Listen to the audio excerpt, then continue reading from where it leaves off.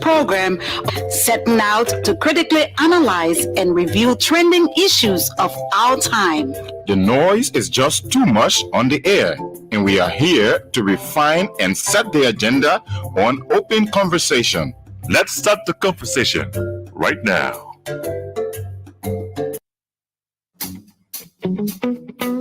A new program named and style Open Conversation is coming soon on ELBC Radio and its affiliate stations. It is tonight and every weeknight. We set the agenda and seek your input on the part.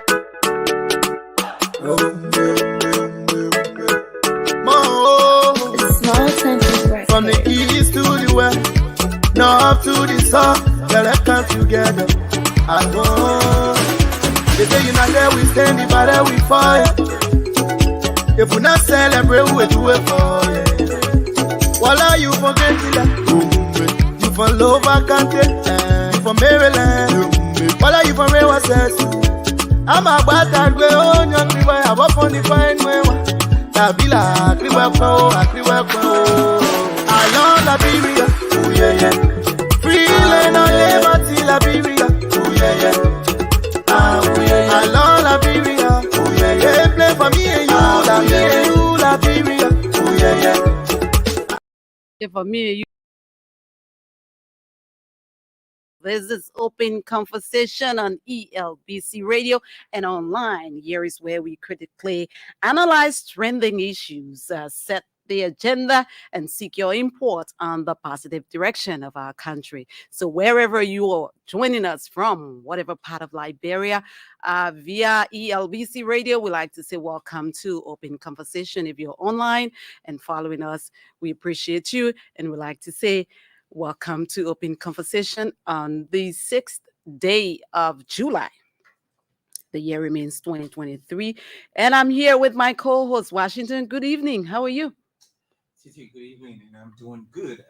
I am moving strong. I am doing very, very energetic. I am doing good. And how are you doing? Wonderful. As long as we have life, we have breath. Oh, we give God all the praise. And so we're back again to do what we like and love doing.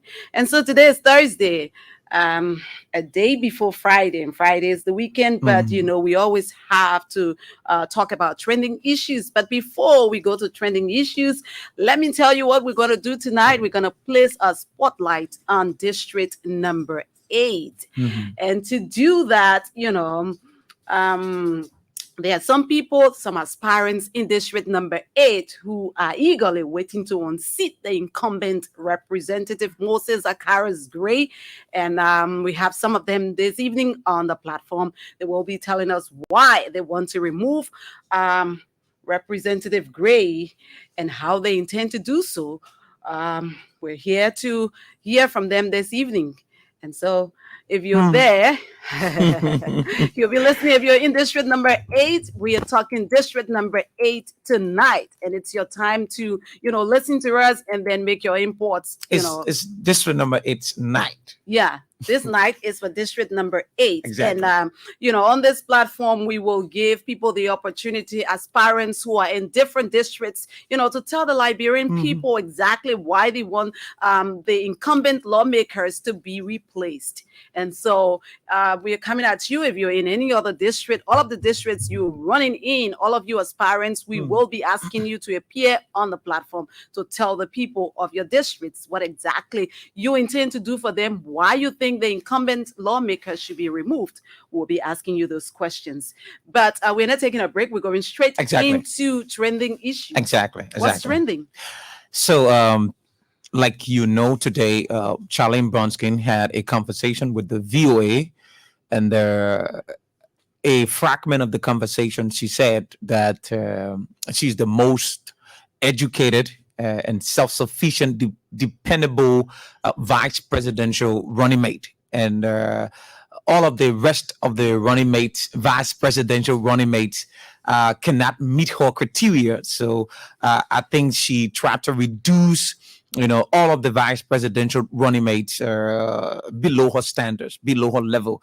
But again, we have to put this into a context. This is not, basically a classroom, right? This has to do with something that is a pragmatic, something practical, wherein you have the understanding of the job and the duty and responsibility that you are about to undertake.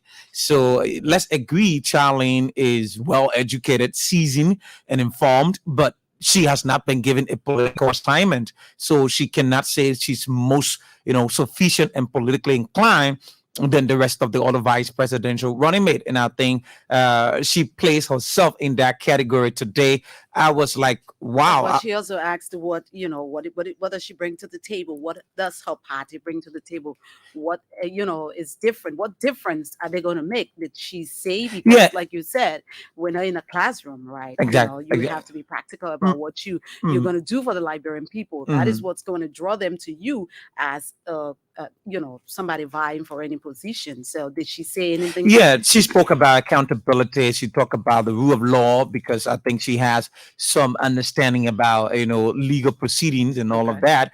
And one thing she said that blew me off is she said the opposition can wane in dysphemism, and that means they can go, they can be polarized, they can go to the extreme, they can be divided. Divisive people can win elections. Most especially, you talk about President Weah, who is the incumbent and a popular president, an opposition coming against him that is divided. What do you expect? Like what? If you don't say who I am, who will say thou art? So it's obvious that she's going to say that. But again, it comes down to the electorates. What they're going to do Exactly. on election day is Exactly. going to tell the world Exactly. who exactly they want. Exactly. So also what's trending today, we know that the CDC, Moluba Molu had a press conference this afternoon. Mhm. And we're told that the thank you rally has been readjusted from July 15 till the 17th. And he also said that this Saturday they're going to say thank you to the organizers of the primaries. Mhm. They just end the primaries they had, and we are told that be it losers or winners, he called them out. He said they should gather. They all will be certificated this coming Saturday. So we're looking forward to see what happens. If I'm concerned about those who lost the primary, are they going to show up? Because according to him, the primaries were held and people felt bad. But again, those who are in the districts were the ones who were left to make the decisions as to who they wanted to represent them on the party's ticket. So it's not, their decision as, those who are leading the party, but Mhm. that decision is always left with the constituents of Exactly. the district to choose who they want to be their leader. So we'll see what happens this coming Saturday. Yeah. So the candidate nomination is ongoing also still at the SKD Sports Complex. It will end on the 14th of July, and we'll tell you tomorrow because it's the weekend. So we'll tell Yeah, you, exactly. Yeah. all of those people who so far are part a parcel of the process. And I was just trying to make a connection to the CDC thank you rally. Mhm. I think that's a new style of politicking, because you see, if I can be well informed, CDC sign up to an agreement where those candidates, those aspirants, I'm sorry, Mm. who are contesting in the primary, if you lose the primary, you're certainly going to understand not to run in the elections. Is So that going to happen? We'll wait and see. I am sure. We'll wait and I'm- see. if it happens, then CDC is actually going to be introducing something new to the politics structure of the country. So and the last thing is that I think it is important, because sometimes when people go for these primaries and they lose the primaries, they put up the acrimonious, feelings. Some people Yes, get disenchanted as very a result good. of that. So, and then you see a kind of political disarray practices all around the place. You leave from here, you organize your own people, and then it becomes a serious problem for the political party to have a winning capacity in that particular district. But the with fact this, of the matter that you avail yourself to attend a primary, you should also have in mind that, I'm going to a process. The possibility for me not to become a winner is also, also on the table. And you're going to show your support to the person so who won. if you didn't win, the best thing to do is to just, follow the process and just support the person because you are a part of the process. But again, will they do it? We will see in the coming days. Hopefully next week we'll talk more about the CDC primaries on the show. Exactly. So finally, for what's trending in Liberia today, we know that it was Wednesday that former Chief Justice Gloria Musu-Scott and 3 others who were remanded who are remanded at the Monrovia Central Prison. They came to court. But again, one of the motions were denied and one was granted. And government lawyers were to produce evidence. Or they should have produced the evidence yesterday. We didn't get to understand exactly whether they did that. So we did a follow-up today, and we understand that a writ of certiorari was filed by the government lawyers. And so this evening, we want to talk a little bit to one of the government lawyers concerning that, to know exactly where this whole case is going now, because they were to produce evidence. We're told that the file. What is a rate of certiorari? So we're going to speak right now with one of the prosecution lawyers, Mr. Lafayette Gu, to know exactly where we are with this case. And then, we're going to open up the lines for you to make your input before we talk to our guests who are already backstage. We have him. Okay, let's take this short break and have him on, and then we can talk to him and ask him a few questions before we take your imports and get back to our guests who are already pretty seated backstage to join us on Open Conversation.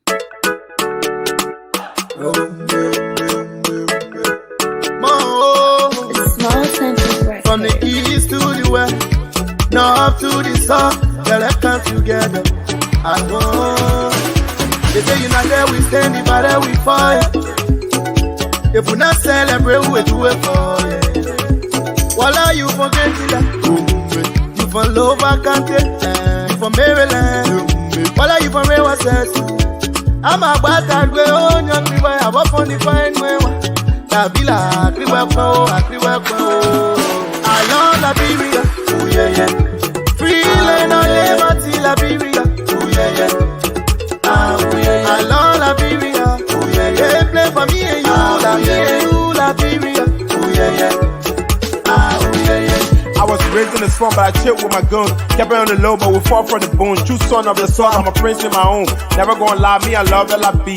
Even though it's far, when we show we can face it. It's not a prophecy, I know that we can rise again. Holding my hand, I holding your own. United we stand, divided we fall. You know what I say when I come with ball. When I chillin' on that side, and I get no bro. I got L to the O to the V and the E. If we fighting together, we can conquer this team. From the east to the west, then waving the flag from the north to the side. You're not joining the team. You go where you pella, you love my crown. Who kill it? Who got it? I love Liberia, oh yeah, yeah. Free land on liberty, Liberia, oh yeah, yeah. Oh yeah, yeah. I love Liberia, oh yeah, yeah. They play for me and you, Liberia, oh yeah, yeah. Oh yeah, yeah. Mama was born, yeah. Papa was born, yeah. They hold us together, the honey boy, yeah. Nabalike na koya bake na papa kobo. Nabalike na koya bake na papa kobo. Nabali bola kobo na papa kobo. Nabali bola kobo na papa kobo. Labiro. In conversation right here on ELBC Radio and online. Shortly, we will speak with one of the government lawyers who's going to tell us, exactly what that means, because they should have, presented the evidence. The evidence today.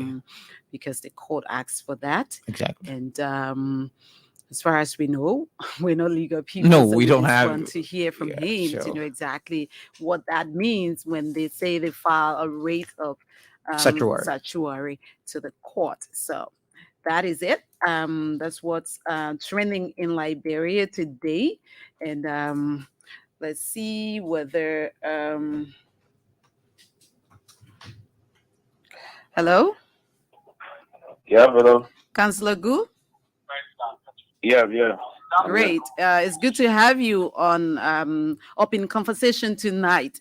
So you were asked to produce the evidence in the case, and you were given up to yesterday to produce the evidence. Can you tell us what happened? And today we're hearing that you file a rate of statutory. What does that mean?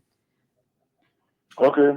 Thank you very much for the opportunity, and I'll be very short. Please. Yes, we're giving an ultimatum to file all of the documentary evidence that we have. But on the day that the judge ruled, we took an exception, and we said that we were going to make use of the statute. And so the day we made use of the statute, we filed before the Chamber of Justice a writ of certiorari to review the decision of the judge in the criminal court A after the hearing on Tuesday. And so a stay order was placed on all proceedings in that matter until a conference can be held and a decision can be reached by the Chamber of Justice, whether he will issue the alternative rate and allow the parties to file in their returns for us to argue, or whether he will decline to issue the rate. That will be done on next Wednesday. I'm not sure I understood exactly what you said. You said on the day that you were asked to produce the evidence, you file what? Okay, so let me be clear again. I think I'm not clear now. Yeah, you're clear. You're very clear. Thank you. Okay, so on Tuesday, you followed the proceeding. Mm-hmm. There was a motion filed by the defense team for discovery. Mm-hmm. The government filed its returns to that motion, arguing that the motion was premature because several issues were raised. The parties, let's say the defendants, are not pleaded to the rate, and we didn't know exactly who are we even going to serve these things to, because in the first place we don't know whether those lawyers will even be the lawyers for the accused as we move forward with the trial style. We argue that there's a difference between prosecution and trial. So the court said, well, we should present the evidence to them within 24 hours. We took an exception to that ruling, and we informed the court. We gave notice that we would make use of the statutes controlling. And to that, we made use of that statute, and we filed today with the Chamber of Justice a writ of certiorari. And that writ is meant to review the interlocutory decision of a judge on a matter that is pending before the court. Okay. So the decision of the judge is going to be reviewed. The Chamber of Justice issued today a citation for conference. In that citation, there's a stay order, which means that we cannot proceed to serve any paper until the conference is conducted and a decision is made thereafter. That is, if the Chamber of Justice believes that our argument that we put forth before him requires the defense team to respond to file in their returns, it means now that the alternative rate will be issued, and the defense team will have to file in their returns, and they will have to face in the Chamber of Justice and argue. You will have to rule, and the party that is not satisfied with the ruling, the party can take a plea to the full bench. Wow. If the Chamber of Justice decides on Wednesday that our petition is not meritorious, and for some reason he believes that he will not issue the writ, that is an inherent right that the court has. It is a discretion to the Chamber of Justice to either issue the writ or decline to issue. So if he declines to issue, if the matter is over, and we'll have to go back and submit the evidence as was ordered by the judge in the lower court. But if he doesn't decline, then you can take up the case to the full bench, right? No, if he doesn't decline, I said it earlier. If he doesn't decline, that means he believes that we raised issues that needed to be traversed by the other parties. Okay. He will issue the alternative rate. The alternative rate will mean that they will now file their returns to whatever we filed before the Chief of Justice. Okay. After that returns is filed, which is considered a response, a time for argument will be scheduled. Both parties will go before the Chief of Justice and argue his case, and he will rule. If he rules, whichever way he rules, the party that is dissatisfied has the right to appeal against that decision before the full bench. To the full bench. Okay. So if he does not issue the alternative rate, it means that he declined to issue the rate. Once he declines to issue the rate, the lower court will resume jurisdiction and will have no other alternative but to file for the defense whatever we have. Okay. Yes, that's the law. Great. So we are testing the law. That's part of the legal process. Okay. So the main reason why you didn't and make it simple for me, and that's how I understand it, that you didn't produce the evidence that they asked you for because you feel that it was very premature. They haven't pled. They didn't plead. They haven't pled. Is it right to say pled? In fact, guilty or not guilty to the crime, and so you cannot, produce any evidence, right? Yeah, those are some of the issues that we raised. We said they are not joint issues with the state. Okay. Oh, okay. So when we say joint issue, it means that they've not pleaded to the indictment to say they are not guilty or not. Oh, okay. Yes. Okay. So those are some of the issues that were raised, and the judge didn't take it into consideration in their favor. So we say no, we'll test the law because, mind you, now this is a landmark case. And there are so many strange things that happening in this case. What do you mean? So if we don't test the law, there are so many strange motions, people filing things that you will not expect that people will file because in other cases this did not happen. Okay. In this case, these things are happening, so it's an opportunity for us to test the law so that we can have this precedent that in the future, when we're having cases of such, we'll know exactly when to proceed with what.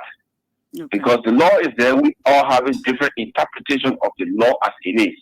Only the Supreme Court can tell us that, yes, this interpretation is right or this interpretation is wrong. Okay. So this whole thing is going to drag up until when you think? I cannot give a definite time. I know that the trial of this case is supposed to be in the August term of court, which opens the second working Monday in August and going forward. Okay. So that's what I know. When the full trial of the case will not begin now until August, the second working Monday, because our court system runs 4 times. So you have February, you have May, you have August, and then you have November. So we are currently closing the May term of court. As we speak, we are in the chamber sections of the May term of court.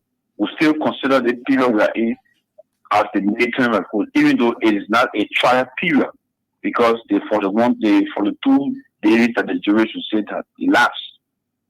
But all of what we're going through now are preliminary processes. Indictments are being drawn and drafted, and so that when the grand jury comes, not drawn but drafted, so that when the grand jury sits on the second working Monday in January, thereafter for 21 days, they will present those annual indictments that you drafted before the grand jury for consideration. So before and then those cases will not go on the docket of the August term, but go on the docket of the November term of court. So the current defendants were indicted out of the jury term of court, the time the jury was supposed to sit. Okay. So that no trial can go on between that period. Okay. So that's the reason why that trial and by that, their case was not on the docket for trial either. So you wait now until the other term of court, which will make it part of the docket. However, sometimes you can indict a person during a term of court, but if that person is indicted during the jury sitting for the 2 days period, the person can move to court to advance the case on the docket for trial immediately. Okay. In this case, it didn't happen. They didn't have the time. Okay. All right. So these preliminary processes that are going on, is it possible that it could drag into the August term of court? It depends on the availability of time to the presiding officer, right? That will have these matters venued before him or her, because like today, now we have a hearing for next Wednesday, which is almost a week. Yeah. Now, if the Chamber of Justice should grant our petition and issue the alternative rate, it means now that they have to file their returns. They got 3 days to file their returns, and then he will set another time for us to argue. If we argue and he rules, either party has the right to take appeal. If that party takes appeal, it goes to the full bench. You got to file all the records to the full bench, and then the full bench will now, assign the case for hearing. Now, the full bench is currently sitting in its March term, which will soon be, I would say, by September will be closed, right? So now, if you tell a case of so these are some of the rulings, sometimes the court could prioritize it and place it on the docket. Other times, it will not go on the docket of the court now because the March term is currently ongoing. So if it goes before the Supreme Court, it will end up going to the October term of court. Wow. So that the trial will not start even in August until a decision is reached by the Supreme Court in the event it reaches to the Supreme Court on the appeal. Councillor Gould, thank you so much. Thank you so much for, the understanding you have given us this evening on this case, and we'll keep our eyes on the case because we know it's a landmark case. Thank you so much, sir. Oh, thank you for the time, and we hope that all of us follow the case. The only thing I will continue to advise our people listening public from advising from rendering any opinion in the matter is before the court. I know people are concerned, they want to follow, or they need to know these procedures. It's good that you call it us for us to provide some clarity on the procedure, because not many persons who know, they will think that somebody is just in jail for a period of time, that they don't want to have trial, or they don't know that our court system works in such a way that when certain actions are taken at a particular point in time, you cannot proceed, with the merits of the case until a certain time reaches. Okay. So all of these technicalities that people need to know, and from time to time you can call whenever you're having issues that you would need a clarification on the law. We are available to provide our expertise. Okay, Councillor. Thank you very much. Thank you, Councillor. We highly appreciate your presence on the show. Thank you. Okay, you listen to Councillor Lefia Gould, and he, tried to explain exactly what is happening in this whole case. So usually we have 10 minutes to give our listeners to call in and talk about the trending issues. We'll reduce that to 5 minutes now. You have a chance now to call us. Maybe we can take 5 calls on this issue, on whatever you take to your heart that you believe you want to talk about with the trending issues. Let's hear you. Good evening. Good evening. Good evening, sir. My name is Elisha Omar Sharif, and I'm calling from the FKD Boulevard, Pacific District number 5. Let's hear you, sir. I want to appreciate your guest, though you were sworn in on a program. I think he spoke well. And sometimes it's good to bring the people who understand the issue most, especially these legal issues, to the discourse so they can be able to provide some legal perspective or their own expertise about some of the things that are happening. So the child enforcement issue, I think her statement was just a blow for herself because she have no experience in governance, most especially when it comes to the legislature or the executive branch of government. We have people, even if you want to talk about women, she should look at the vice president. She should be learning from the vice president of the Republic of Liberia because she have gone through the routine and understand most of the things that are going to happen in government. Okay. So I think she should be learning from other people. Thank you for the show, and I hope we can have this conversation. Thank you, sir. Thank you, sir. Hello. Yeah, good afternoon. Let me say thank you so much for the show. My name is David Kalagowis, and I'm phoning this morning from Bay Avenue into community. Let's hear you. I just want to appreciate and applaud the chairperson of the Incoming Table Market Coalition for Democratic Change, Chairman Maki Molu, for being far-sighted. You know, it is very much important, most especially when we are gearing towards the October elections. It is important that those who participated in the primary be called and be appreciated. Even the delegates themselves need to be appreciated because we do not need to go into the election with hard feelings, disenchantment, and disappointment, which I believe will hinder the president's first ballot victory. So I want to say thank you, Mr. Chairman, for giving the opportunity to those who participated to be called and be appreciated. Thank you for affording me the opportunity.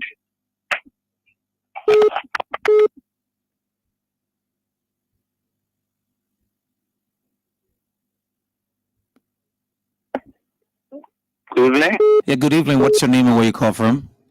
Thank you. This is Pascal Davis, district number 6. Pascal, go ahead very quickly. Yeah. Let me appreciate the councilor. I'm fully interested in this case. I mean, all of us know exactly what this case nearly costs for our country. I mean, people being accused of murder and all that kind of stuff. I think it's important that the councilor keeps informing us. Yeah, I want to recommend, even if it's 5 minutes or 10 minutes on the show, the councilor must keep updating us as soon as possible. We'll try to work on that, Pascal. Thank you so much. Thank you very much. Let's take this other caller. Good evening. Hello? Good evening. Yeah. This is Brown Tate from Monrovia. Let's hear you, sir. Titi, let me thank you and the EFBC family for the program. At least, I don't know that from Monday to Friday. Yes, it's from Monday to Friday. It's important to continue to sample the view of Liberia, especially not just Liberian, but professional Liberians on key national issues. I listen to Councilor Good now, and most of the time when I listen to him, I feel so happy because he's always on the professional line. He don't make wild allegations. It takes his own time to explain, and the way you quizzing and then the way you explain it, I think it's important. The last statement he used, even if we will discuss those things on air, we will be careful not to indict anybody now until the final trial. So I want to thank you so much. I think government will deal with this issue, void or prejudice. Okay. Thank you so much. Thank you very much. I think The final call. final call. Welcome. Good evening. What's your name and where you call from? Hello? Good evening. What's your name? Yeah, I'm Johnson from a call from Banga Bong County. Go ahead very quickly. Okay. I want to make a point this evening to the studio guests. We are appealing to the chairman there for our people because our heart is broken, but in all that we keep talking to the president and we see that we go back for the second time, but we are appealing as a family that got our people in prison, that the chairman must see to talk to the president to have compassion on our people. Who people? Who chairman? Our people that are in prison. Who are those people you're talking about, sir? Our brethren, the Liberians, our brothers. What do you want? We're not clearly understanding. What do you want to happen to people who are in prison? We want those that are convicted and still long in prison. Let the president have pardon on them. So do you have anybody specifically who's in prison? Yeah, we have our brethren, our sisters. What did that person do? What did that person do? They committed crime and they have been there for some time. What kind of crime? Murder. But I think he's interposing the conversation, sir. So our appeal is the president. You're interposing the conversation. This is not exactly what we're talking about. We're talking about a particular legal case here. You're Thank talking you, sir. about, yeah, I Thank think you. you were driving different place. Thank you. So we're gonna take a short break. When we're back, we will, talk to our guests who are backstage and ready to talk to us. And we said we're placing a spotlight on district number 8 this evening. Washington is gonna tell us who all we're Okay. talking to this evening from district number 8. Check this break to be right back.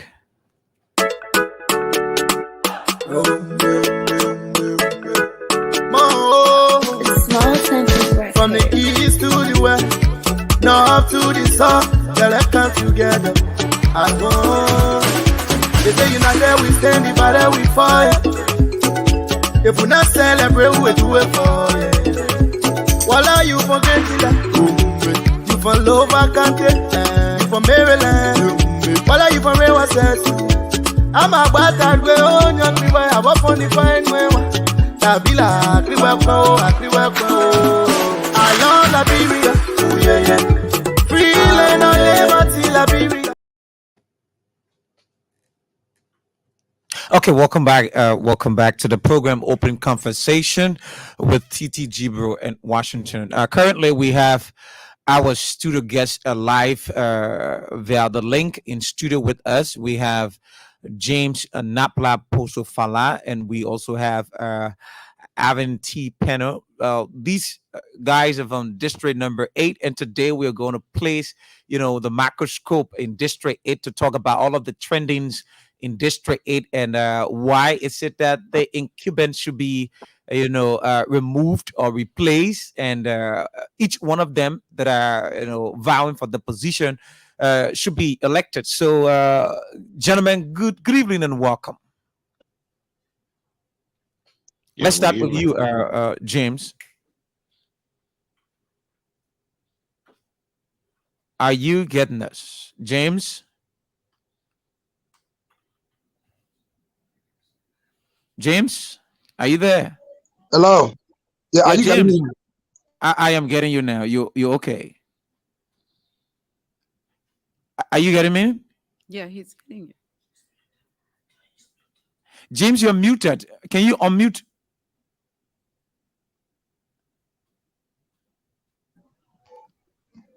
James? Are you getting me? Yeah, are you getting me Yes, now? I'm getting you, James. You're good now. Welcome. Yeah, so like I said, thank you very much, Washington. And I want to say a big thank you to Veteran TD Dribble for such an invitation. And it's a pleasing pleasure to always be here, most especially this is Liberia's biggest platform, the EFBC. So it is always an opportunity given to some of us, for our people to hear us, because basically we are the ones seeking some of these zero positions or whatever national positions to serve our people, rightly. So I'm so grateful at this time to be here. I'm exuberant, I'm ecstatic to be here. And I thank you, Titi. It has been a long time I've not seen you, since the days of our struggle with this guy happening. So I'm happy to be here, Tape. Happy. Thank you very much. Avin, welcome and good evening. Welcome to Open Conversation. Yeah, thank you. And thank you guys for the invite. And we are waiting to discuss the issues that is affecting the people of District number 8 and also the people of Liberia. Thank you. Thank you. So I'll go back to you, Titi. So great. Mr. Fala, it's good to see you, and I like the exuberance in your voice this evening. And Mr. Penno, thank you so much for accepting our invite to sit with us on open conversation. Like we say, the conversation is open. We're talking everything about District number 8. It's disappointing to us that it's volatile. Mohammed James, I like your team.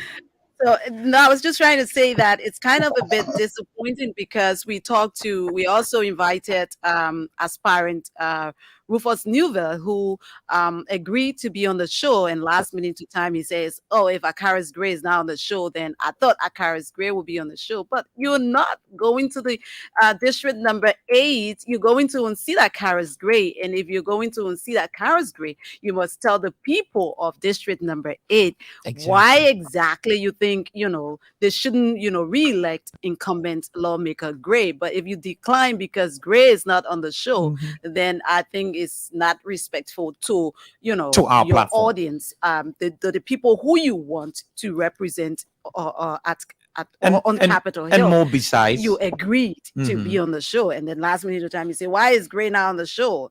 If Gray's not on the show, I don't know. So, but that is it. It is what it is, and I hope that the two of you can tell the Liberian people, and then most especially District number 8 residents, why exactly you want to unseat Representative Akaris Gray. So this is how we're going to do it tonight. We're going to ask one question, and we expect that the both of you are going to respond to that question. And then when we have any follow-up questions, we will do, and then we go to the next question and ask. And in a particular scope of time, probably we give you 3 minutes to answer a question, and we give Pennon 3 minutes to answer a question. So we want to do that, so that other people can feel like we're giving in more time to James than Pennon, or we're giving in more time to Pennon than James has been given. We cool with that?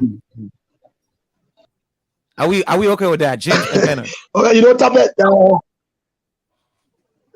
frankly, I'm okay with that, but I can tell you clearly, when you invite a teacher, you expect to have sufficient time. Abby is a diplomat, and so I hope he's ready to be beaten tonight, intellectually. So and Tabet and that Titi, leave the arrogance has been exhibited by Ruva Libe. He will still be caught, the Jukos day is coming. So whatever situation, I'm so, like I said to you, I'm pleased to face anybody, the fact that Brother Abi is a good man. Anybody that you invited, in as much he or she is contesting for this position, I'm willing to face anybody. So it doesn't matter because Abi is not in power. What matters most is to tell the Liberian people why we want to serve, our people, please. So, but Abi, I'm happy to be here with you, and just get ready to be beaten seriously. Thank you very much. Okay, Mr. Fala, let's consider that that's part of your 3 minutes. You've gone 1 minute already into your 3 minutes. Okay, so let's start with you because okay, let's start with you. I thought it was just a few minutes, No, but let's start with you. Titi is going to go ahead. Let's start with you. Fala.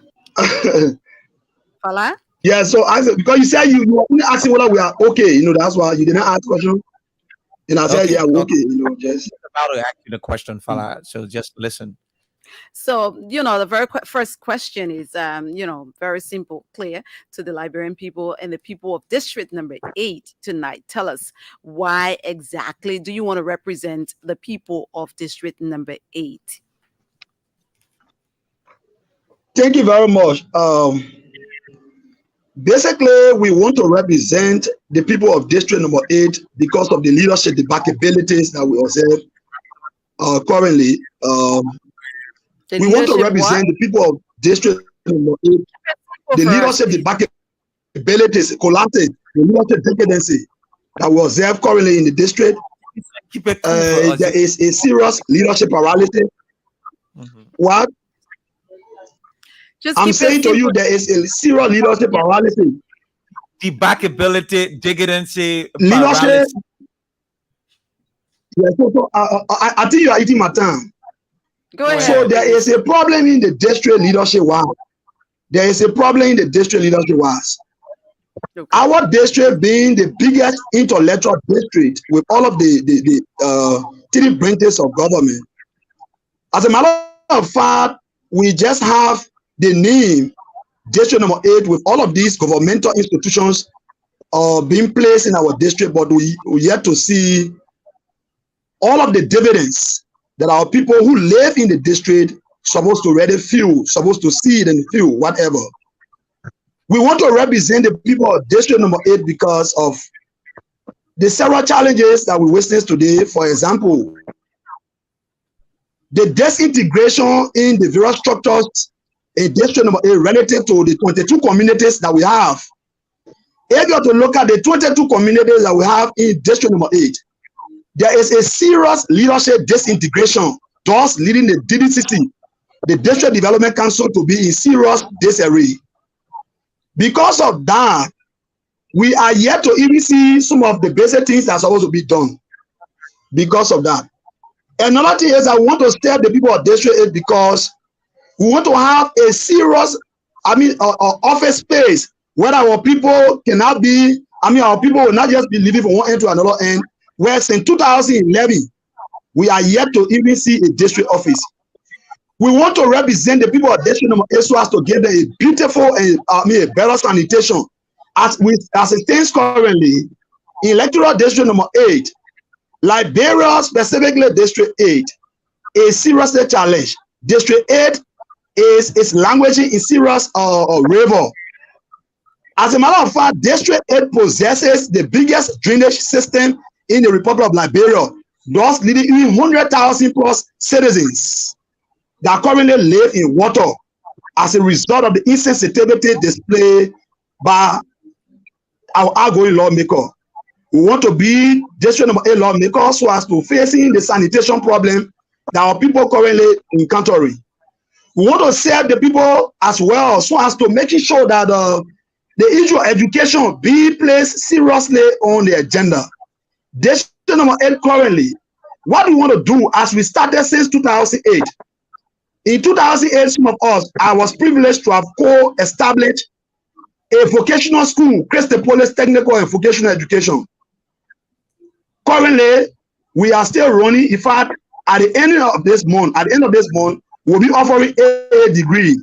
We want to serve the people of district number 8 so as to carry on serious awareness relative to vocational, educational, or stuff where our people in the district, the young people, will not be volatile and vulnerable as they are currently, because some of them, they do not have money to attend rural universities. So just as we started since 2008, we want to continue as we take on the mantle of authority, specifically Ottawa 10. Now, we want to also serve the people of district number 8, specifically, to strengthen the healthcare sector as it stands currently in district number 8. District 8, where I even reside, we are privileged in Soniwen community to have the biggest clinic.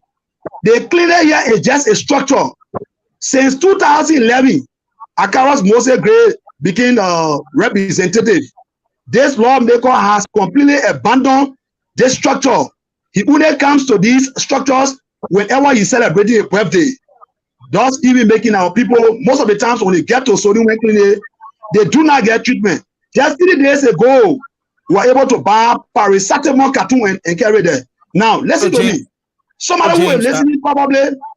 James will give you 3 minutes for all of the assertions that you're making. I know you want to represent district number 8 for, voluminous purposes, but you have to live in the scope of the time that we give you, James.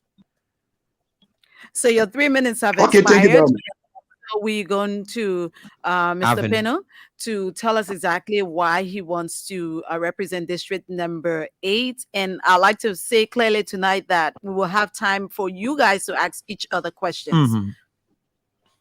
Avin, you're welcome. Yeah, good evening to everyone and good evening to the listeners in Liberia at large. I think one thing you guys have to take into consideration is the seriousness of the media, because based on the information that was given me, the Rufus Neville and others was going to be here, and secondly, I had to be live. Now I'm looking at my brother on the other side. He only have his picture screen there, and which of course you guys were kind of urging me seriously to be live on air. Secondly, I wasn't told that this debate was going to be like something between Fala and myself, which of course is going to be a debate as to why we're going to. We're going to be asking you the questions, sir. It's not a debate. Hold on. Let me land, because you said we can ask each other questions. It's just a The main privilege. issue was for us to come to see as to how we could tell the people why is it that there's a need for change. But moving forward, the issue is going to be discussed because I'm fully prepared. Please My do. issue here is that the media stirs the change and the democratic affairs of Liberia. So if we must move forward, you guys should attach some level of seriousness to what you guys doing. That's what I'm We're flagging. serious. That's why we brought you to talk about what you want to do in your district. So if I you say we're flag not a lot serious, of, we I don't flag have a you. lot of wrongs here. I flag a lot of wrongs here. But moving forward, the reasons why my team and myself want to make sure that we do lead the affairs of district number 8 is because after thorough evaluations and assessment, we know that the people are living below poverty line. The people are living in the slum community. The people are being deprived of the basic necessity education-wise. And we know that the health sector is not up to date. Security is not up to date. The place is polarized by youth who are violently oriented and whom are being used by some of the folks in government to implement some of their dirty deeds. So we want to bring sanitations to the district. We want to re-dignify the district. We want to give people hope. We want to make sure that the district going to be respected for what it is in terms of empowerment, capacitations, and self-recognitions, and the ability to make sound decisions, to shift the paradigms of leadership in terms of what the people actually need in their life to affect positive change.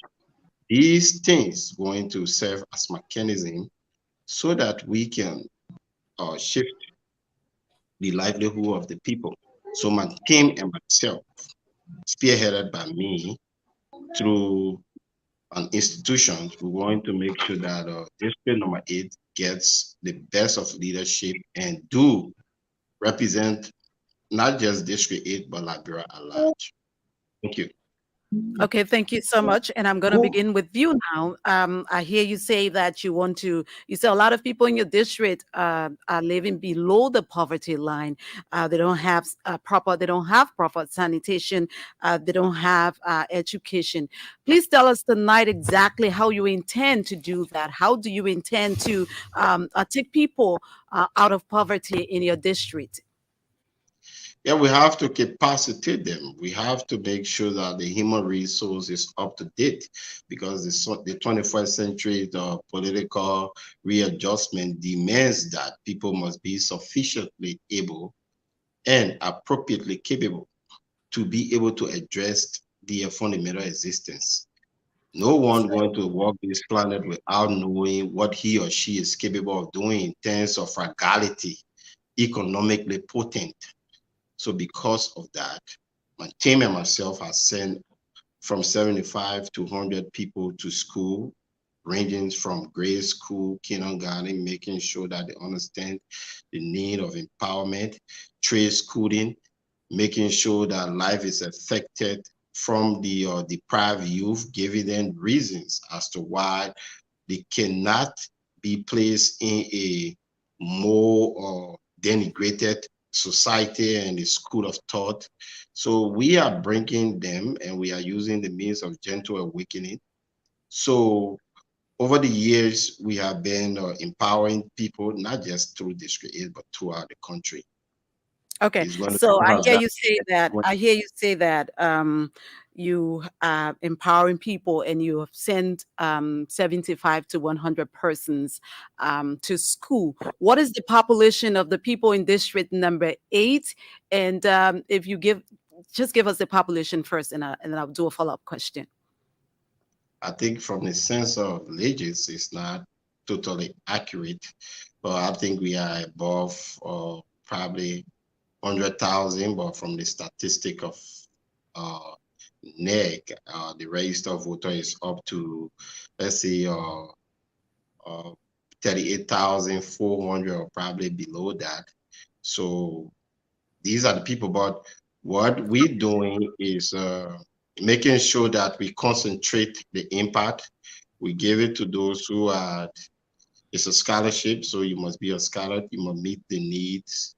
And it's just not limited to just schooling. We also have impacted people economically, ranging from $250 United States dollars up to 500. We have given And how many people persons have benefited from that? up to 50 people, and it's ranging from how you got it, $200 up to $500. Some of them $1,000, depends on the kind of faith that is found within the understanding of assistance, because these are just personal assistance. It's not something that is how we call Before it. Washington comes in, if he has a question for you, sir, I like to take you back a little bit when you talk about education and you say you have 100,000 persons in your district. And according to you, the next statistics, you have over 34,000 persons who are registered. If you have, helped about 100 or 75 persons, do you think that's enough to take your people out of poverty? Now, what you want to do is that you want to do it's called moral trail. You kind of get into the society to show goodwill as a citizen. I cannot go and start schooling 100,000 people or even 34,000 people. I don't even have that money. Even when I do have it, I can't spend it because there's an infrastructure in place that's supposed to handle these things. So on the basis of moral trade-off and goodwill, this is why I'm doing what I'm doing, my team and myself. And as I said earlier, it's just not limited to district number 8. I've been operating since I was 17 years of age and throughout the country, and just not limited to Liberia and all over. But since we're discussing district number 8, I'm just trying to give you a perfect number that you can work with. So it's just a goodwill. And I have other infrastructure in place that also award similar assistance programs to other people in the district as well. And not just the district, but the country. Okay, so I was just asking this question because you said that you want to represent the people of district number 8 because you want to take them out of poverty. And I was asking for the strategy you're going to use because these people are living below the poverty line. That's what I was asking for, because as a representative, that's why you should have given me the time to be able to explain to you after I have told you what the impact level, and I told you that we need capacity building because the people in the district, not just the district, but the country at large, they are over dependents. And you understand me? And because there's no work to do, they look up to people every day. And with the exception of the impact programs, there are other assistance that are being awarded to people. But I'm specifically talking about people who have been impacted, that they can be self-reliant to be able to support themselves and their family. So it is a sample size to work with in terms of testing various sectors or sectional group within the society to see as to how ready they are and how appreciative they are to improve themselves. So that's how I want you to look at it. And we also have a sanitation program and making sure that I work through other people to make sure that they clean their environment, other organizations that are going to take the lead rather than me using the pathological approach where I will go post, take picture, and I like to say I'm taking shovel. The people who live within those zero locales have to take responsibility of their own environment. So what we're going to do is to provide those resources, whether it's through the sectional grouping of the sub-organizations within their zero environment, or an organization that we can trust, and then we're going to work through that. So we have been doing that, and there's a platform, but as you are specifically asking the question, that's why I'm directing it this way. Okay, so thank you very much, Ivan Pena. Stay with you. Your words were all palatable, and you spoke everything in your interest. But I want to ask you this very quick question. Your quest to unseat Representative Moses Akara's grade, like you said, the responsibility of a lawmaker. All of you just came and you were talking about sanitation, improving education, and all of that. This has to do with your personal investment. Now, if you continue with what you're doing to the people of District Number 8, like my colleague Titi was trying to ask you, you are giving scholarship, 100% scholarship. Out of 100,000, you give 100 scholarship. You give maybe 50 people $250 and all of that. So what will be your role, if you win the elections in District Number 8? Will you get interested in showing that the government implements these different educational projects, social projects, but you're going to go ahead and continue your personal investment because you think that, these are things that the people recognize you for, and you're going to continue with that and sideline the general interest of the people? We are doing what is called the district parliamentary process, where we're going to engage the people and we continue to keep engaging the people through assessment to make sure that what do they want? What is the reality of the conditions? How uncomfortable they are in terms of their opinion? What is the directions?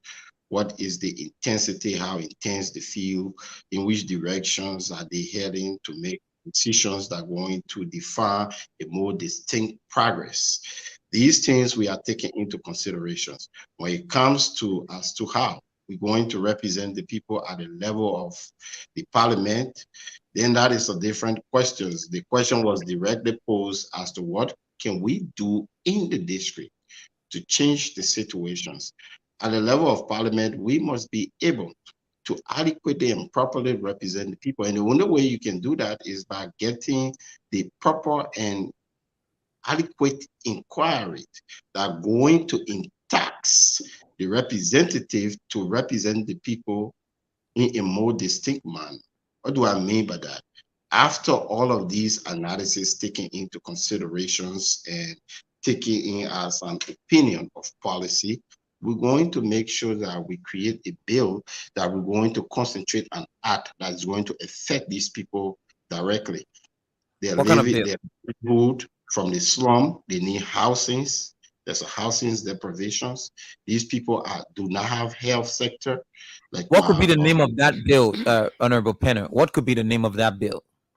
The bill going to have a name, but I'm just giving you a clear view that this is what we're going to be working on, because we're going to have a bill. It's going to be a collective effort. I'm not going to sit here and say it's going to be a bill that's going to affect this and blah, blah, blah. So the committee going to name the bill based on as to how it is properly investigated and scrutinized and deliberated upon, and that committee going to be able to give that bill a name. That's how the bill is named. I'm not going to sit here and single-handedly tells you that I'm going to name a bill.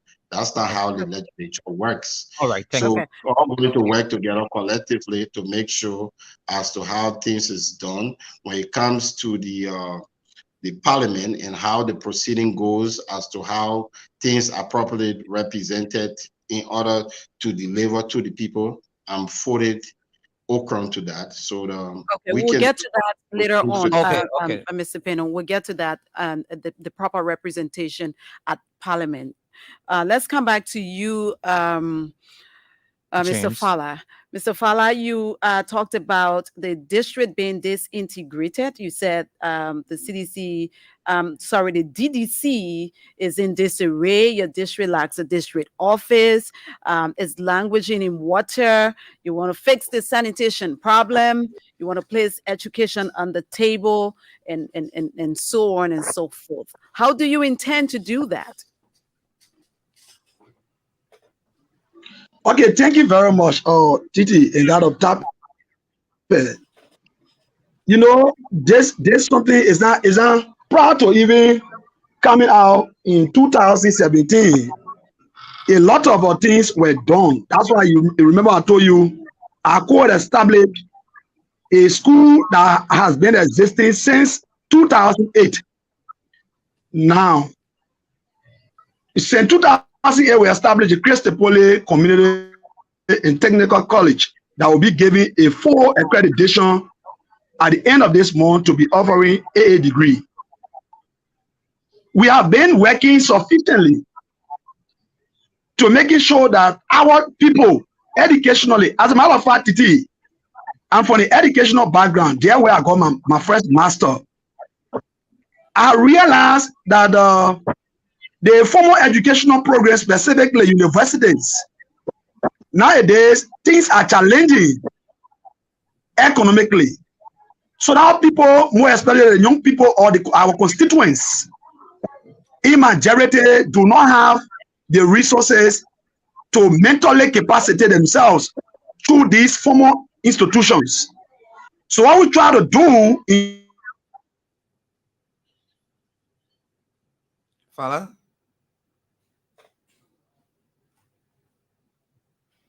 Fala, are you there? Fala seems to be breaking up. Fala, are you getting us?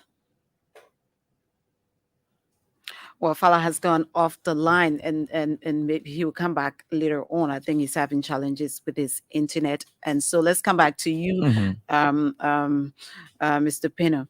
I heard you say that you are not going to, you were doing what you're doing, the interventions you're making. Although I still don't get, what I specifically what I want from you as it relates to how you intend to take your people out of poverty, because at the legislature is a totally different ball game. But let me come back to you and ask you this question: what is the duty of a representative? All right. The duty of the representative is to represent the people and embody the will of the people, and to enact a law that going to directly affect the day-to-day life of the people of his or her constituents, by making sure that within the legislature that he or she works have the lobbying capability to talk to his or her colleagues, make sure that they attract investors, make sure that the city is in proper, the city and the district is in proper orderliness, and make sure that the people themselves are safe, and make sure that there is a distinct progress within their livelihood. That is the actual function. But before you dive into your next question, I heard my brother James Fala talking about the district do not have a district office. For the past 2.5 years, going to 3 years, I've been running a well-structured and refined office that is open to the district. Make sure that That's not the district office, Mr. Peno. That's not the district office. That's the principal office. It's not a district office, but it's open to the district. So some of us came prepared to make sure that we engage the people. Okay, so what you explained earlier, the functions of a lawmaker, right? Yes. Okay. So when it comes to besides people living below the poverty line and you wanting to bring sanctity to the district, is there any other thing besides education? Is there any other thing that is lacking in the district? Have you worked with women in the district? Have you worked with disabled drug addicts in the district? What do you think should happen to those people in the district? What is your plan for them, for the women of the district? What's your plan for them? What is your plan for those who are in the ghettos? What's your plan? Yeah, what we've been doing is that when I was speaking earlier, I said that we are working with a policy, a platform. What is that platform? Hold on 1 minute. Yeah, on my platform, I have civic education, good sanitation, capacity building, health awareness, economic education, accountability, transparency, women and youth empowerment, development, better representation, and improved education system. So now what I did was, over the years, as I said, I've been working in the place. I sent through a task force to do a thorough assessment and investigation. And based on the report brought to me, the second largest groupings or community within the district is the deprived youth. So what I did along with my team, was to make sure that we target them and to see as to how we can bring them to the table of negotiation as to how they cannot be of harm to the society and themselves and start to improve them. So we start to send some of them to school. And as we send them to school, I kept them on compensation ranging from $100 to $150, including. How many of them do you have on compensate? Are you They are all compensating? fixed within. They are all fixed within the numbers that are called. So what we did was even some of them. I don't want to be lost along the way. That's why when you say something, I want to ask a question. You say you have some of them on stipend, $100 each. How many persons are they? The students you're talking about, the 75 to 100 students, or that's another group of people you're talking Yeah, about? what happens was when we started the program, what we did was, I want us to be specific as I answer the questions step by step so that the listeners can follow rather than us being erotic. So the issue here is when you ask about the deprived youth as to how I target them, I'm telling you here that when I target them, I make sure that they went to school, and as they went to school, some of them were being compensated. So if we're looking at their numbers ranging from probably 5 to 20 persons was on that scholarship, and one of the person that is the agents of change, a shatter of whom used to be just a person causing violence within Buse Quarter and grade them using him to cause harm. And he's one of the person now that is advocating for change. And some of the ladies who are within the ghetto there, some of them up Johnson Street, some of them down or Buse Quarter, not Buse Quarter, but how you call it, or Slipway area. So all of these people, we use them as the deprived youth. When it comes to some other sector that we focus on, there were some people who actually heard of the program that are initiated. Some of them were in nursing school. They came, some of them was at the college level. They came, whether they knew me or not, and I felt that they needed that assistance and they met the criteria. We rendered those assistance.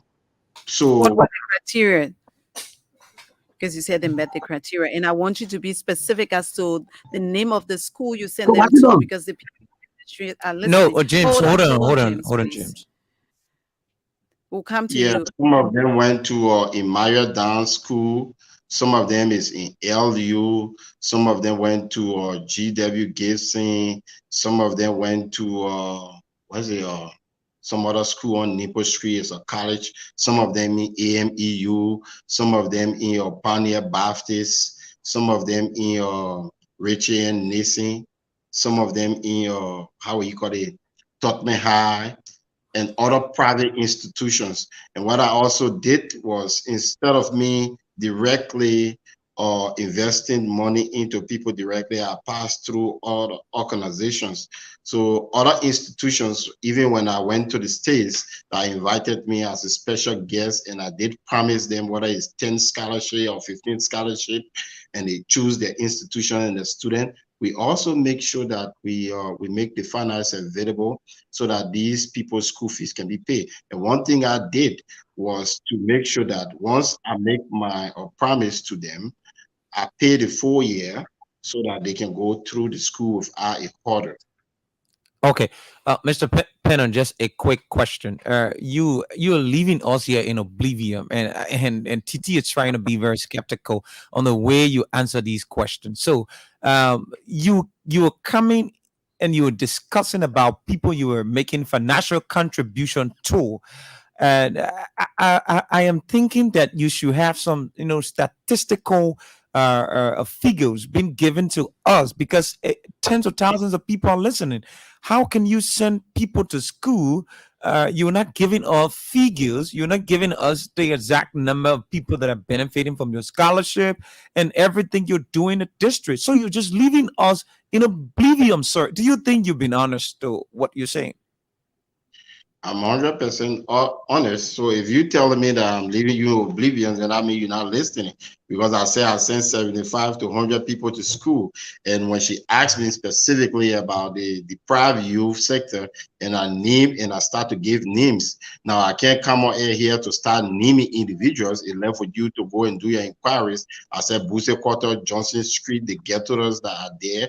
And I also said, now listen, if you need the documents to be provided and receipts of those people and institutions of people whom that I have rendered assistance to, the listings is there, because as most, when they have went to my office for those assistance and those or scholarship, they do a signature that is receipt and all of these things to what I'm So speaking of. just hold on, just hold on.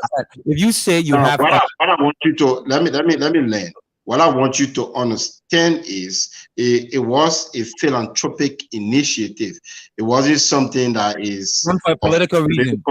If it's a political initiative, it's something. That's why I used the word earlier. I said moral trade-off.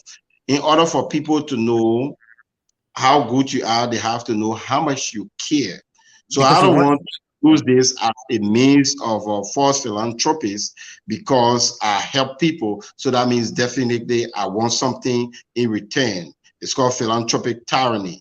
And that's why I also use, even when I went to the Rock Spring Valley to give them cement, zinc, and give them assistance to even clean their own environment, I use double organization.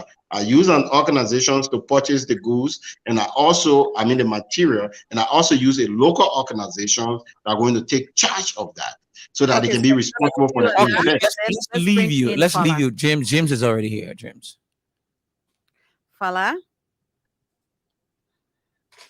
are you getting us? Father, you are muted. Can you unmute?